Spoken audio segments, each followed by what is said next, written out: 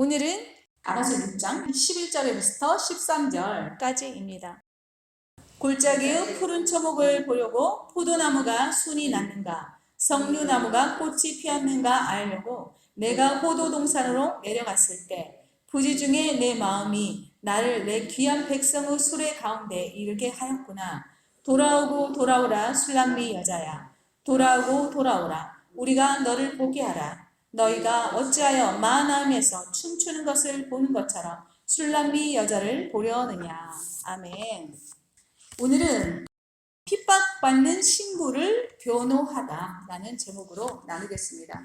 우리가 지난번에 아가서 6장 4절부터 10절까지 주님의 그 칭찬을 들었어요.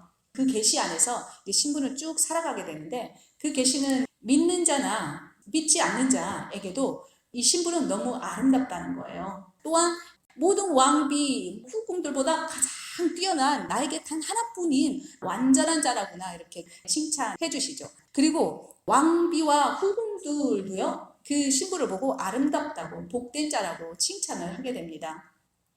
그리고 그 뒷부분에 아침빛같이 뚜렷하고 달같이 아름답고 해같이 맑고 깃발을 센 군대처럼 당당한 여자가 누군가 하면서 성령님이 질문을 하면서 동시에 신부를 칭찬하는 내용이 나옵니다. 그것은 사회적으로 신부가 하는 사역에 대해서 또한 영원한 시대에 우리가 새 예루살렘 성에서 하게 될 그 사역에 대해서 주님이 미리 선포를 하고 계시는 것입니다. 보면 주님은 성령에 의해서 포도주처럼 미끄럽게 흘러내리듯이 신부가 주님과 성숙한 동력을 할 수 있도록 그러한 칭찬을 통해서 양육해 나갔습니다. 이것은 아가서의 가장 큰 주제 중에 하나입니다. 그 결과 이제 신부는 기름 부음 안에서요 이러한 패러다임을 가지고 이제 살아가게 돼요. 계속 자기 자신을 점검하고 자기 자신을 치면서 주님께 나아가고 또 엎어지어도 또 일어나면서 계속 꾸준히 주님이 원하시는 그 성숙한 신부의 길을 걸어가게 됩니다. 그러면서 자원하는 마음으로 점점점 주님이 사랑하시는 교회, 내 교회가 아니라 그 열방에까지 미치고 있는 주님의 그 사랑하는 그 교회에 사로잡히게 됩니다. 아가서 6장 2절에서 3절에서 주님께서 두 가지 시험을 주시면서 신부가 그 시험 앞에 당황하지 않고 또 쓴뿌리를 막 바라지 않고 나와 같이 주님 좀 찾아줄래? 그렇게 부탁할 때 예루살렘 여자들이 같이 찾아줄게 한 그 순간 신부는 주님을 만나게 됩니다. 주님이 나타나 주십니다. 그래서 주님이 어디에 계신지 알게 되면서 이걸 예루살렘 여자들에게 가르쳐주고 자신은 즉각적으로 주님이 계신 그 동산으로 내려가게 됩니다. 이것은 신부가 너무나 원했던 거예요. 신부는 신랑 옆에 있고 싶었던 거죠. 11절에 그러니까 그 이야기입니다. 골짜기 푸른 초목을 보려고 포도나무가 순이 났는가 석류나무가 꽃이 피었는가 알려고 내가 포도동산으로 내려갔을 때 이 굉장히 함축적이고 너무나 압축해 놨기 때문에 정말 어마어마한 의미가 있어요. 이 안에. 근데 이거를 풀자면 이것도 1시간, 2시간을 풀겠더라고요. 그러나 짧은 시간 안에 신부가 주님의 동산으로 내려가는 것입니다. 이렇게 골짜기 푸른 초목을 보려고 내려간 겁니다. 푸른 초목을 보려고 이거는 하나님의 동산, 즉 교회 전체에 있는 그 연약하고 미숙한 성도들을 섬기는데 헌신하고 싶어하는 이 마음을 표현한 것입니다. 아가서에 하나님의 동산은 총 9번이 등장합니다. 첫 번째 등장하는 세 개의 동산은 신부의 동산입니다. 주님이 주신 내 안의 기업, 내 기업에만 관심이 있습니다. 그 다음에 이제 4장 끝으로 해서 대전환점을 맞게 되는데 그 이후에 나오는 동산 6개는 하나님의 동산. 그러니까 자기에게 집중된 것이 이제 내 안에 계신 하나님의 동산, 내 삶이 하나님 것이었구나 이러면서 나의 시각에서 주님의 시각으로 바뀌는 전환점이 일어나게 됩니다. 그런 하나님의 동산에 눈이 뜨이고 보니까 그 동산에 영적 진리의 그림들이 있다는 것을 알게 됩니다. 영적 진리의 그림을 명확히 보여주는 것이 호도 동산인데 처음에는 이걸 읽을 때 호도 동산이 무엇일까 참 궁금했었어요. 근데 굉장히 원리는 간단하더라고요.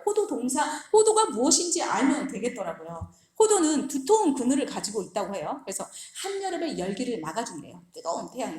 열매를 통하여서 경제적 가치를 높여준다고 해요.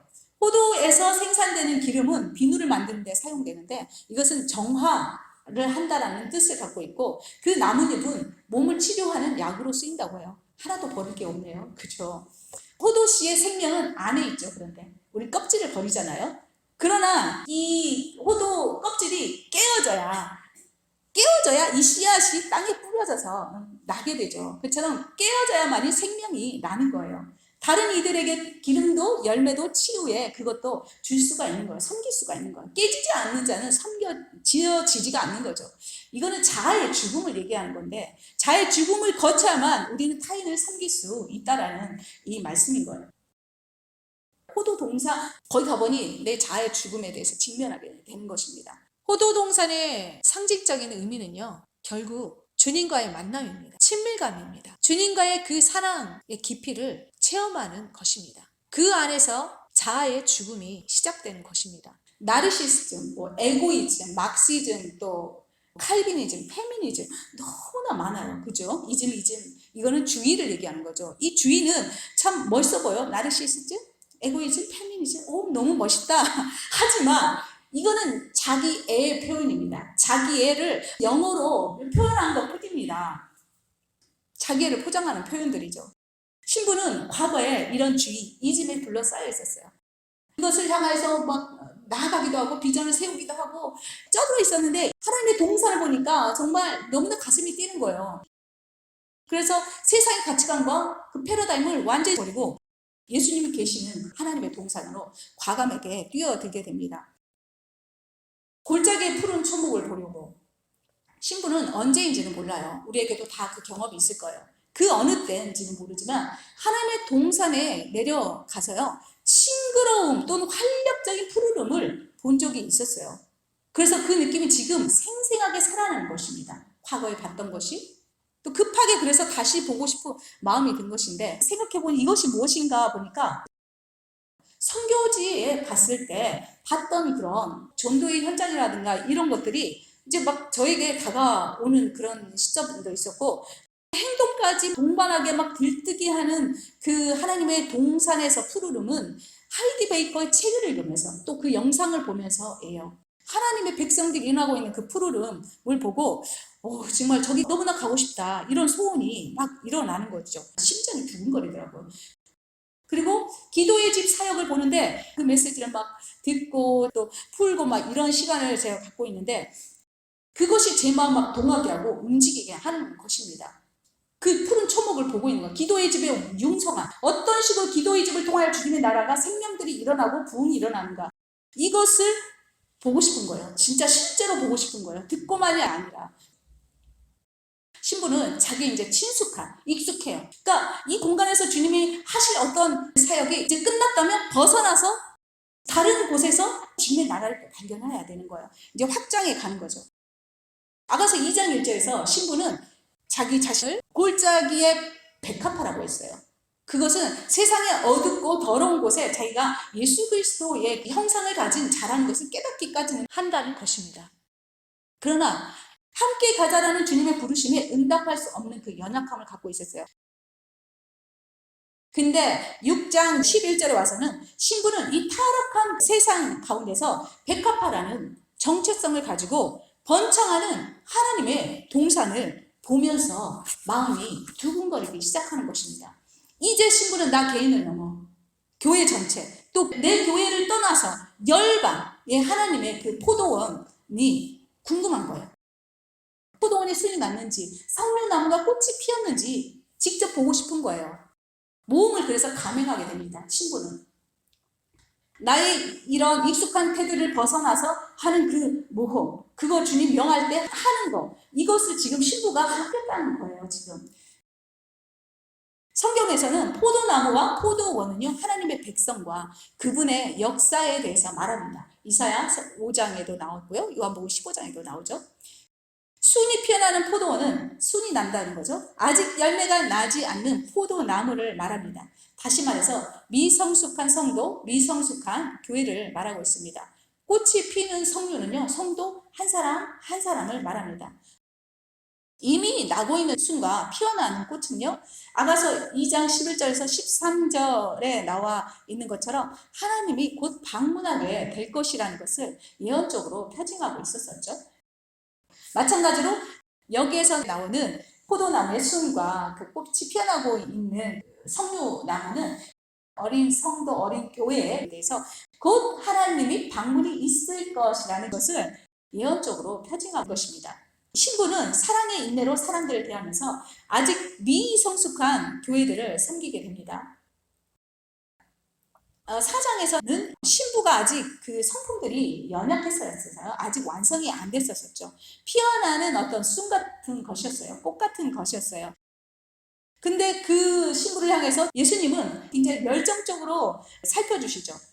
그래서 이 예수, 그 사랑에서 이 신부의 열의가 나와서 다른 미숙한 자들을 섬기게 되는 것입니다. 이것은 무엇이냐면 예수님이 이제 마지막으로 올라가시면서 명령하신 지상 대명령을 순종하고 있는 것입니다. 거기에 답하고 있는 것입니다. 우리가 하나님의 동산을 섬기기 위해서 저는 예전 같으면요 꼭 멀리 나가야 된다고 생각했어요. 그런데 가깝게 주님이 내게 이웃에 대한 마음을 준다면 이웃에게 찾아가야 되는 것입니다. 내 가족이 넘어섰으면 이제 열방까지 이거 발걸음을 옮겨야 돼요. 이것이 모험입니다. 기본적으로 내가 속하고 있는 이 안락지대에서 벗어나서 타인을 돌보고 돕는 도전을 받아들인다는 것을 의미하고 있습니다. 이것을 볼 때 고아를 입양해서 섬긴다는 그 마음을 가진 그들의 그 영적인 수준은 정말 놀랍구나 이런 생각이 듭니다. 쉽게 그 고아들을 입양해서 키울 수 있는 건 아니죠. 그것도 자기 자식같이. 정말 놀라운 일입니다. 하나님 마음이 아니고서는 정말 있을 수가 없는 일이라 여겨집니다. 아가서 6장 12절 보면요. 부지 중에 내 마음이 내 귀한 백성의 수레 가운데 이르게 하였구나. 신부가 골짜기에서 순이 나는 포도원에서 일하는 동안 순간적으로 신부는 심령이 귀한 백성의 수레같이 됩니다. 이것은 사람들을 섬기고자 하는 신부의 열심을 얘기하는데 신부의 심령이 막 수레처럼 요동을 하는 것입니다. 이 앞에 얘기했지만 하나님 나라의 융성함을 보고요. 섬기고 싶어서요. 심장이 쿵쾅쿵쾅 뛰는 것입니다. 제가 막 뜁니다. 요새 막 뛰어요. 하이드 베이커 옛날 거 책을 읽으면서 전에 몇 달 전에 막 뛰었는데 요새는 기도의 집의 사역을 보고 막 뜁니다. 심장이. 고대 그 수레는 이거 2류 마차였는데 바퀴 2개 있는 거. 장거리 짐을 싣고 신속하게 수월하게 움직일 수 있는 교통수단이었었어요. 근데 여기에 내 귀한 백성의 수레가 킹제임스 버전에서는 왕자의 이름 아미나답이라고 번역이 되어 있다고 해요. 아미나답은 누가 왕자일까 보니까 사울의 아들이 아미나답이더라고요. 왕자죠. 그만큼 이제 말하자면 왕자의 수레인 거죠. 왕자의 수레같이 뛰었다는 것인데 신부는 왕비잖아요. 예수 그리스도의 신부죠. 신부가 하나님의 역사가 어떻게 일어나는지 지켜보러 내려갔다가 그 마음이요. 왕의 병거처럼 신속하게 움직이게 되었다는 것이에요. 순식간에 하나님의 백성을 섬기고자 하는 주님의 강력한 소원이 생긴 거예요. 이것을 어떻게 비유할까요? 제가 옆에 아멘 아멘 아멘 아멘 10번을 써놨습니다. 이거 오래전에 봤었습니다. 근데 까맣게 잊어먹고 있었어요. 그러다가 이제 최근에 다시 보면서 이렇게 내가 원했었구나. 인터콥에서 제가 이제 훈련을 받았죠. 제가 인터콥 푸른 초목을 보려고 간 건 아니었어요. 근데 주님이 인도하심이 있었고 성령의 감동이 있었기 때문에 거기 갔었는데 거기에서 보면서 열방에 대한 마음이 제가 아미나다 왕의 병거처럼 뛰더라고요. 열방이 이렇게 움직여 있었고 열방은 주님이 이렇게 운행하고 계셨구나. 엄청나다.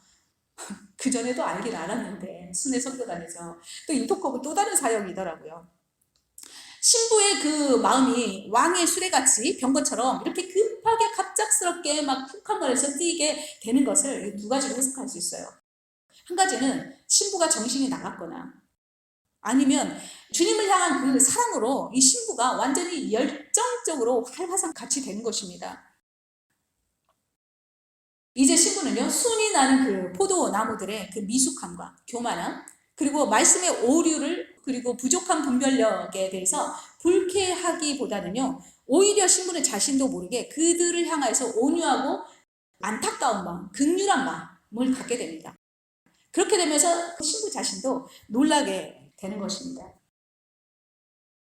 신부는 앞으로 계속해서 거룩한 왕의 병거의 그 부담을 싣고 아무런 저항 없이 미끄러지듯 신속하게 하나님 나라를 위해서 전진해 나갑니다.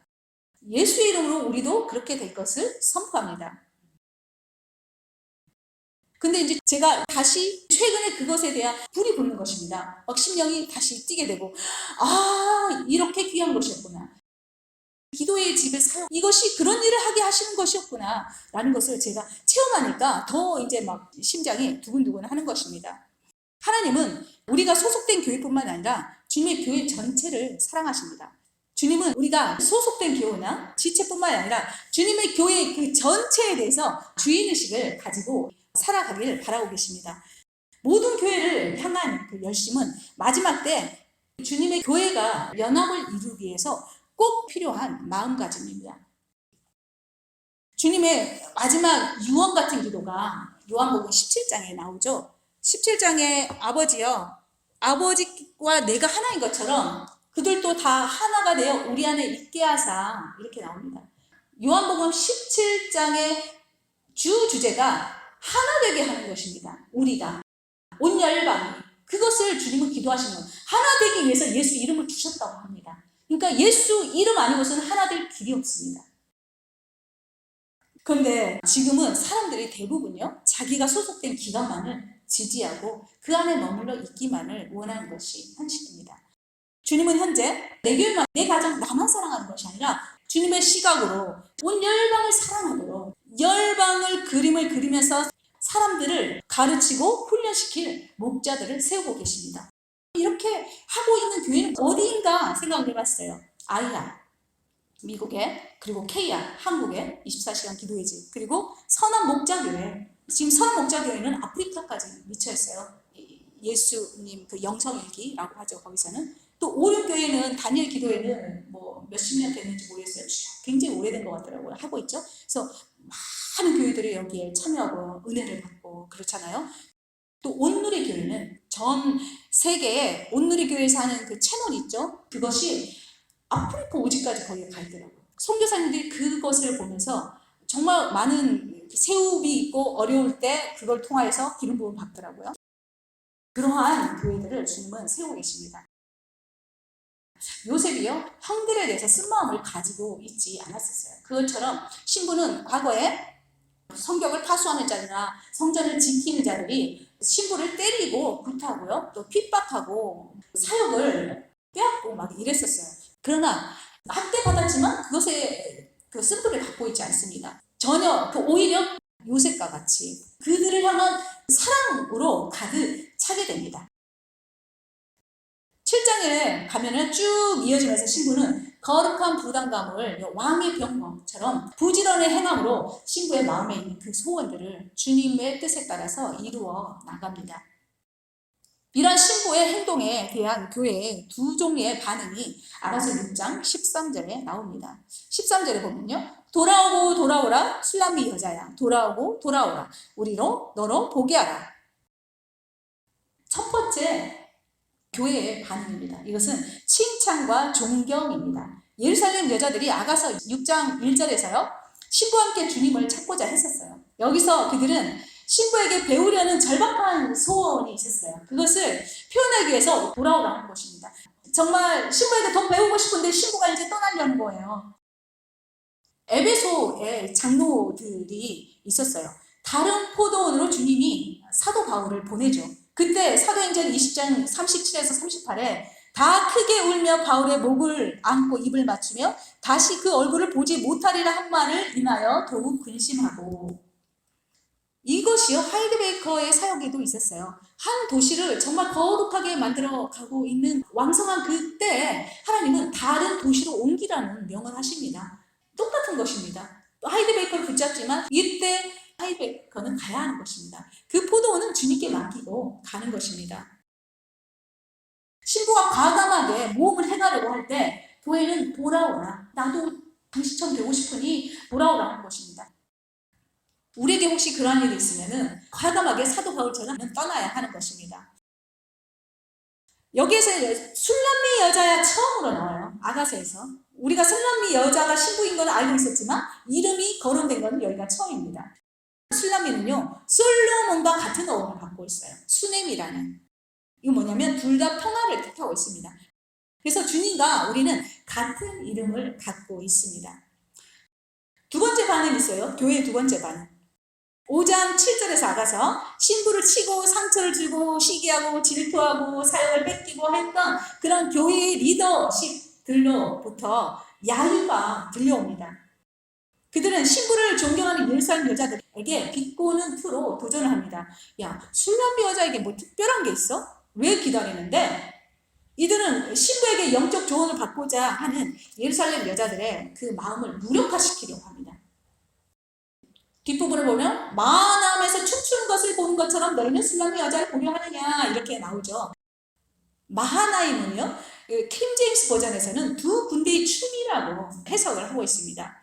마하나임은 우리가 많이 알고 있습니다. 야곱과 에서의 쟁쟁한 대립이 벌어졌던 도시예요. 거기가. 히브리어 마하나임은요, 두 진영, 두 군대 또는 도시의 이름으로 번역할 수 있습니다. 창세기 32장 1절부터 2절에서는 에서는 장자권을 독두질해간 동생 야곱을 죽이기 위해서 쫓아가죠. 그런데 마하나임에서 그때 야곱은 자기의 따라온 종들이죠. 종들 군대예요. 그들을 두 진영으로 나눠서 만약 에서가 한쪽 진영을 발견하면 그 진영만 충돌을 감당하고 이쪽은 빠져나가려는 그런 계획을 세우죠. 이 엄청난 대립 가운데서 야곱은 마하나임에서 돕는 천사를 만나게 됩니다. 창세기 32장 1, 2절. 야곱이 그 길을 진행하더니 하나님의 사자들이 그를 만난지라. 야곱이 그들을 볼 때 이르기를 이는 하나님의 군대라 하고 그 땅 이름을 마하나임이라 하였더라. 여기에 나오는 것입니다. 여기서 춤추는 것이라고 나오죠. 이것은 신부에 대한 예루살렘 여자들과 교회 리더십 사이의 대립을 얘기합니다. 다시 말하면 그리스도 몸 안에 있는 두 진영 사이의 대립을 말하고 있습니다. 이것은 또한 영적 전투의 춤으로 거룩한 자, 거룩한 것, 악한 자, 악한 것, 두 영계 사이의 전투를 얘기하고 있기도 합니다. 다윗과 사울 사이에 13년, 거의 20년 가까이 영적인 전투에 춤을 추었어요. 사도 바울이요, 세상을 뒤집어 놓는 그 사역을 할 때 하나님께 불순종하는 자들을 직면하면서 분열의 결과를 낳기도 했어요. 사도행전 17장 6절에 보면 천하를 어지럽게 하던, 말하자면 세상을 뒤집어 놓는 이 사람들이 여기도 이름에 사도 바울에게 얘기하고 있는 거예요. 사도 바울에게 세상을 너무 뒤집어 놓았구나. 그러면서 외치잖아요. 뭐 사도 바울을 죽이라고 막 야합하고 막 그런 일이 일어나죠. 하일리 베이커가요, 한 도시에서 정말 어마어마한 사역을 할 때요, 총을 맞았습니다. 감옥에 들어갔습니다. 좋은 일을 하는데도 관공서에서 그 고아원이라고 부르진 않아요. 거기에서 이름이 달라요. 고아들이 아니기 때문에 그 건물을 철거해버립니다. 이런 일이 왜 있습니까? 영적 전투입니다. 하이베이커는 거기에 순순히 따라서 다른 지역으로 이동을 합니다. 거기서 다시 시작합니다. 이것을 보고 몇 년 후에요, 관공서의 사람들이 와서 다 무릎 꿇고 회개하였다는, 그래서 복음을 전했다는 이런 것입니다. 영적 전투에서 우리가 대항할 것은 예수 그리스도의 평화를 선포하며 나아가는 것입니다. 그리스도 몸 안에는 언제나 양극단이 존재해요. 내 안에도 양극단이 존재하는 것처럼 넓게는 이 교회 안에도 양극단이 존재할 수 있어요. 우리가 주님을 위해서 정말 어렵게 헌신하여 나아가려 할 때 믿는 자들조차도 에서 측에 그러한 자처럼 반대하는 자들이 있다는 것입니다. 예수님은 미성숙한 자와 성숙한 자의 분열을 가져오지 않습니다. 예수님은 진실한 자와 그렇지 않은 자 사이에 분열을 가져오셨습니다. 마태복음 10장 34절에서 36절에 나오죠.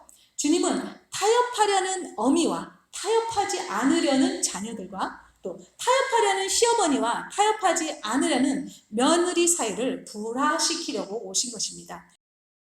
주님은 일단은 분리를 시킵니다. 안 될 때. 그래서 이들을 분리하여서 주님과 독대하면서 정화를 시켜서 이 미숙한 알곡들을 성숙한 신부로 아가서 1장부터 쭉 이끌어 가시는 것입니다. 성숙하게 된 이 신부를 통해서요, 주님은 온 교회를 연합시킬 계획을 가지고 계십니다. 온 교회는요, 이스라엘까지 포함입니다. 주님은 결코 이스라엘 버리지 않으셨습니다. 실제적으로 대체 신학이 아니라 이스라엘은 이스라엘 얘기하고 있는 것입니다. 성경을 우리가 다시 그런 각도로 바라볼 필요가 있습니다. 기도하시겠습니다.